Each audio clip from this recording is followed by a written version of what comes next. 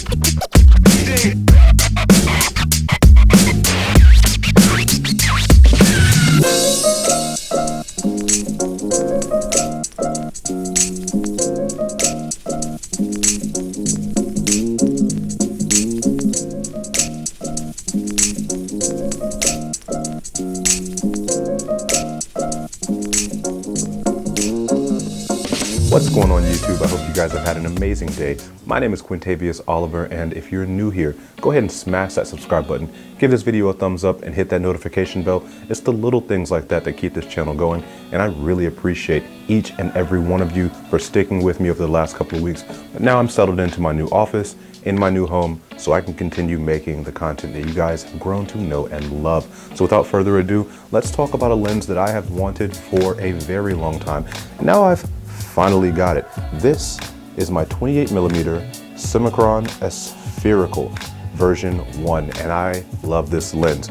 But I've loved this lens for a very long time, or rather I've lusted after this lens for a very long time, ever since my experience with the 28mm Elmerit Spherical version 1 back about a decade ago on my M8. That lens really did change my perception on what lenses were capable of doing and how they could change the content of a photograph dramatically. See, at the time I was using a 50mm Summicron, the one with the pull-out hood. I guess that's the version 5 maybe, and I was using a Zeiss 35mm f2.8. Now both of those lenses are phenomenal, extremely sharp, very punchy. I love both of those lenses. However, when I used that 28mm Elmerit, I got a 3D pop and the contrast that I was not ready for. I mean, it really did change the way that my pictures looked. So much so that ever since that time, I had been looking for that specific lens over and over again. And every time I go to hit that buy button on eBay, something pulls me back. It wasn't until years later when I got my hands on the Leica Q when I discovered that the 28mm focal length was way more versatile than I had been giving it credit for. You see, back when I used the 28mm Elmerit on that M8, I was using it on a crop sensor. So that 28mm lens was more along the lines of a 40-ish millimeter, maybe between 35 and 40. One of you guys can do the math and leave the exact measurements in the comments. I'd really appreciate it. But that lens worked really well on a crop sensor, especially when I was using it for fashion and portraits and things like that. However, when it came to using a 28mm on a full frame sensor, that took some getting used to, especially on a camera that had a dedicated fixed 28mm lens. That being said, I used that Leica Q for everything, and I loved that camera so much that I ended up buying it twice. I used that camera for portraits, street photography, journalism, and I even used it for stills on movie sets and TV shows that I worked on. I took that camera with me everywhere. After a while though, using the 28mm did seem to be a bit tedious. It was great for getting those intimate moments with people that I was around. However, using a dedicated 28mm lens camera just didn't make a whole lot of sense. And at the time, I couldn't really justify having that camera along with another interchangeable lens body. For the price though, at around $4,000, I think when I paid for it. Now you can find them for right at around $2,500 to maybe $3,000. Getting a full frame Leica camera with a 28mm Summilux is something that is unheard of at that price point, especially considering the version 2 of this lens, the 28mm Summicron, goes for around $5,000. If you look on eBay, you can find the version 1 for about half that, and as far as I can tell, there's not a huge difference. I think there's one extra aperture blade, but as far as image quality goes, it's a Leica lens. So being if it's the version 1 or the version 2, you're not going to miss out on any contrast or sharpness or anything like that. They're both going to be phenomenal choices. And if it's up to me and my bank account, I'm definitely going to go with the one that I can pay half the amount for. When I finally decided to buy this lens on eBay, it wasn't this lens that I was looking for. It was actually that trusty little 28mm Elmarit, the f2.8 version. And I found this lens going for auction for not too much more than I would have paid outright for the 28mm Elmarit. So it made a lot of sense for me to just go ahead, get that extra stop of light, and get the lens that I've always wanted. And this lens actually comes with a massive lens hood that looks like this. And I had no idea just how big this thing was until I got it in the mail, took it out of the package, and found this thing on the lens. So I'll go ahead and mount it to the lens right now so you guys can see what I'm talking about. But it absolutely dwarfs any other lens that I've got. So I've got it mounted right here on my M10, and you can see that that lens hood is enormous. It's not a very inconspicuous tool. Not that I think any camera is going to make anyone invisible, but I do think that having a bit of a smaller package is kind of the point of using one of these tiny rangefinders. So I immediately took this lens hood off and replaced it with this little $10 metal Amazon hood, and it works great. This lens does take 46mm filters, and this lens hood does screw right into the front of those filters. So if you've got a UV filter or any other black and white filter, such as a red, yellow, green, or orange, you can take this hood, screw it right on there. It does not block the viewfinder, nor does it obstruct the picture. There was a hood on here when I got it that actually kind of vignetted the pictures a little bit. It was a little too narrow for this wide angle lens, but if you get the right lens hood, you shouldn't have too much to worry about. I'll leave a link to this lens hood in the description below. I've had a couple of people ask me where I got this one from. I did buy it on Amazon. It was about $10. So that's a steal considering what the lens actually costs. All of that said, if the lens hood or the size thereof is a deciding factor in whether or not you're going to buy a lens, you've either got way too much money or your priorities are in the wrong place. Because when it comes down to actual image quality, this lens is superb, but it damn well better be, considering this lens new costs around $5,000. And for that type of money, I'm sure you're expecting great image quality. This lens does not disappoint. I've made some amazing photographs with this lens over the last few months, but I have been a bit disappointed with my usage of this lens. And it has nothing to do with the lens itself and everything to do with the idea that we are living in the middle of a pandemic. And if you've watched any of my other videos, you'll note that I like to get in close with the people that I photograph. And if I'm photographing on the streets, I want to get into people's faces. I want to learn more about them. I want to be a part of that person's life. And with what's going on in the world right now, it's kind of difficult to do that. And that's kind of what I meant in the intro of this video.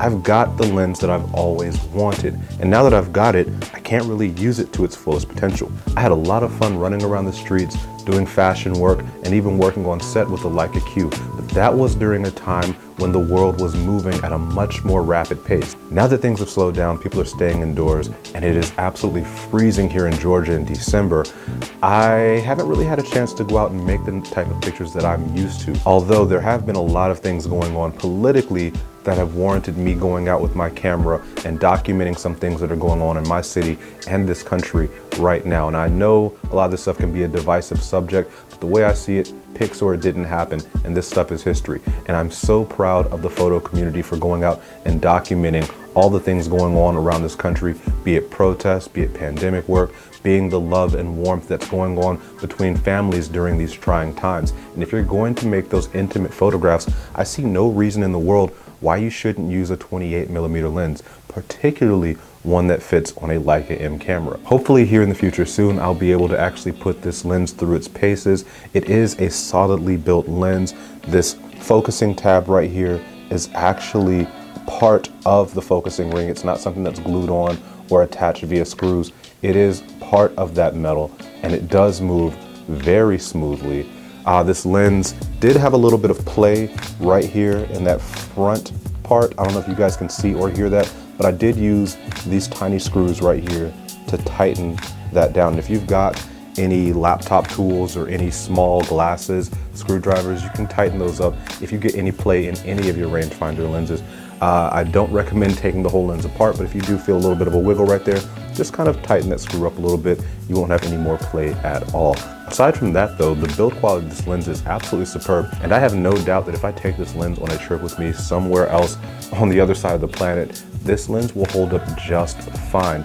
And I'm pretty sure this is going to be my go-to when I'm able to start traveling the way I'm used to again. As far as what I'd actually use this lens for, it is okay for portraits. It's not something that I can get super close with or really separate the background with. Any wide angle lens such as a 28 or 24mm, you're going to have a little bit of trouble getting that nice creamy bokeh. The Leica Q did a good job of that with that beautiful Summicron lens and its ability to get a whole lot closer than the 0.7 of a meter that this one gets. But that's a completely different camera. It is a fixed lens, autofocus, full frame 28mm camera.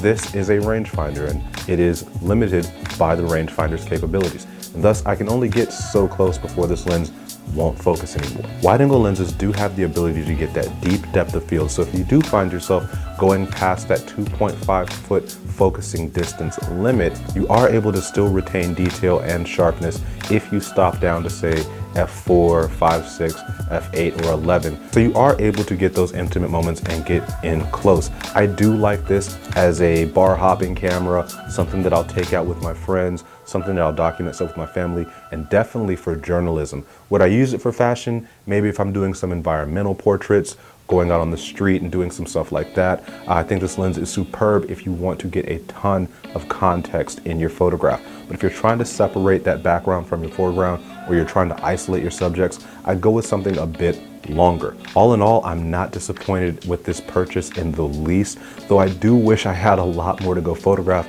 because I do love this lens. It is a lesson for me in being careful about what I wish for because I got exactly what I wanted. It just wasn't when I wanted it. For that, I appreciate the lesson and I'll hold on to this lens until I'm able to use it in the capacity for which I'm used to. I really do hope this video was helpful for anyone who was looking into getting a 28mm lens for their Leica M camera or to adapt onto any other mirrorless system camera. When I was looking into this lens and trying to find some information about it, there wasn't a whole lot on the internet that was very helpful. There were a couple of blogs here and there photographing flowers or the corner of a building. Yeah, it's a Leica lens. I know it's sharp. I know it's contrasty, but what's it good for? What are other people using it for? What are people inspired by when they look through the viewfinder and find those 28mm frame lines? And that's what I really wanted to see. So you guys have seen on the screen what I've been shooting with it within the limitations that I am able to shoot given the circumstances we're going through in the world right now. But hopefully again, I'm able to go out and photograph a lot more with this lens because it is a very pleasant experience, especially if you can get one of these tiny lens hoods and ditch this massive thing right here. Not really sure what Leica was thinking with this one. I'm sure it serves a purpose, but this is just fine, a whole lot smaller and a lot less obtrusive. So until next time, I'm actually gonna go out and see what I can photograph with this thing. Hopefully it's not too cold out, but I hope you guys stay safe, stay sane, peace.